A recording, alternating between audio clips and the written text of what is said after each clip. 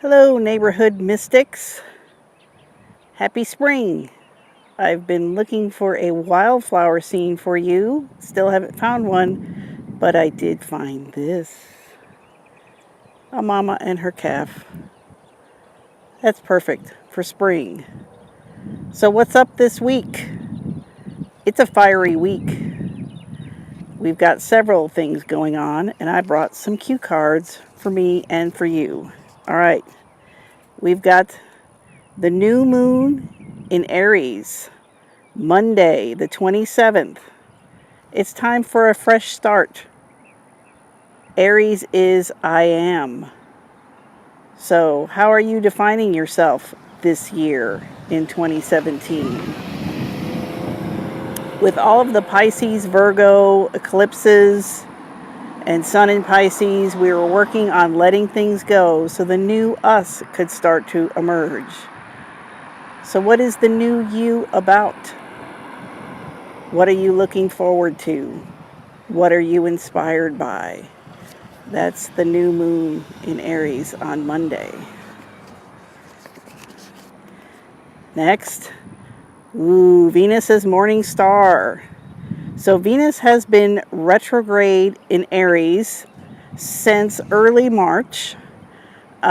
So we've been reevaluating relationships and what we value. Now, Venus conjuncted the Sun and disappeared from sight. See, these serve as cue cards for me, too. That was on yesterday, Saturday the 25th. And I think Venus even disappeared a couple days before that. So she'll be gone for another 3 to 5 days before we're able to see her. But when we see Venus again, she will emerge as the morning star. So she was an evening star. It was that very bright star that you see in the evening sky. And now she is the morning star. So, Venus in Aries is a warrior. Venus as morning star is a warrior.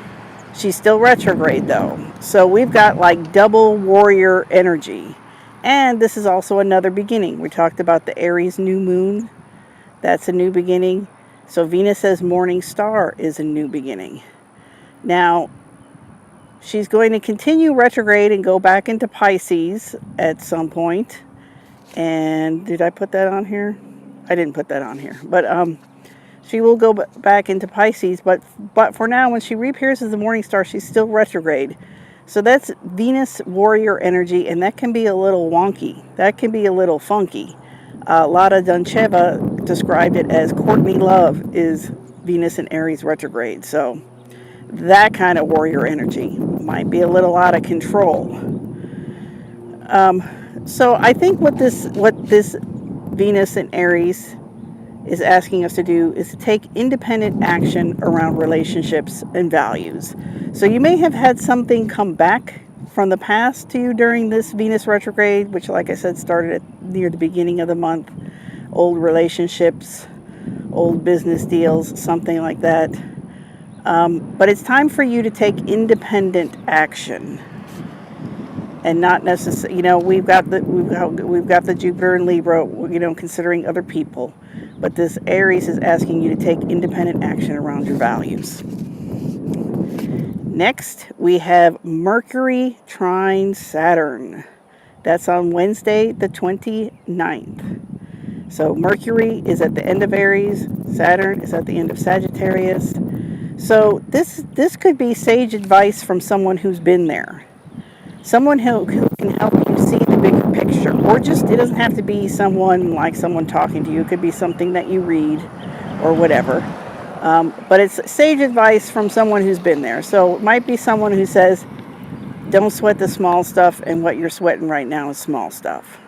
Some very practical, actionable advice with Mercury trine Saturn. Okay, now for the tarot reading.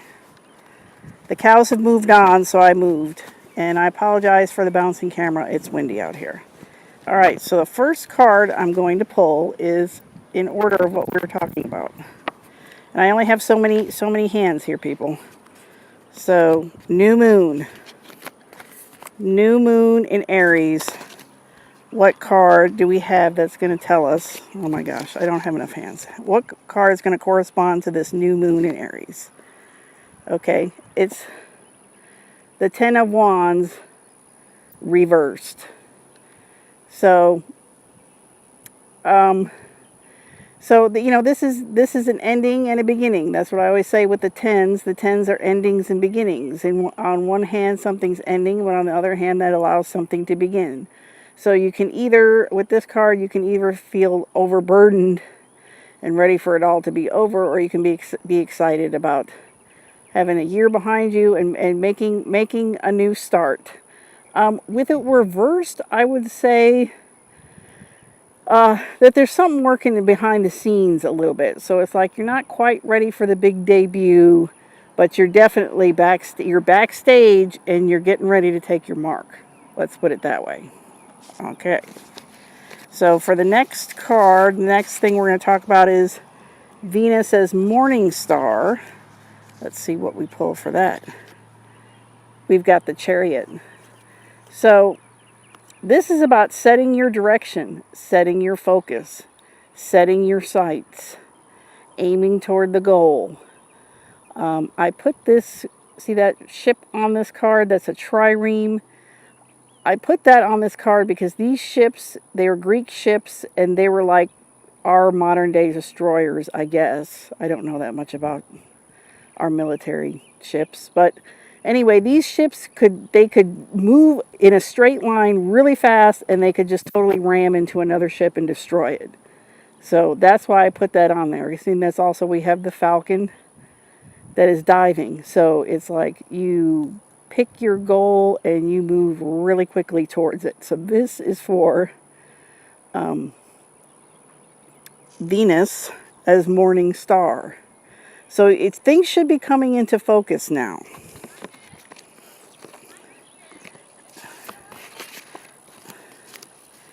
Now we have Mercury trine Saturn.